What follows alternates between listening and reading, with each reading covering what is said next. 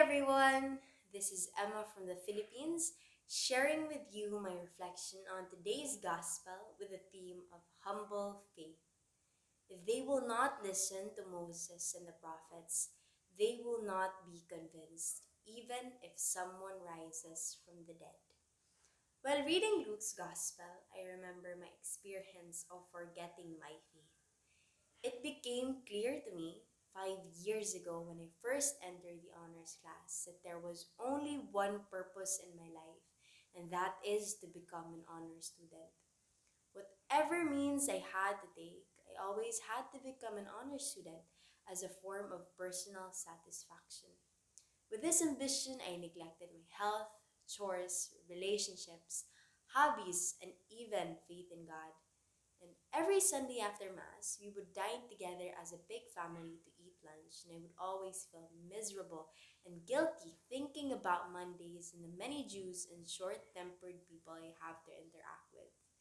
Not to mention that I usually sleep in homilies and feel very unhappy every Sunday back then.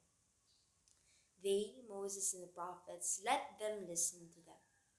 Despite the tenseness of Luke's writing, the gospel tells us to have a humble faith, and not in the sense that we should simply submit to anything that has been taught to us, but to trust and recognize God spiritually.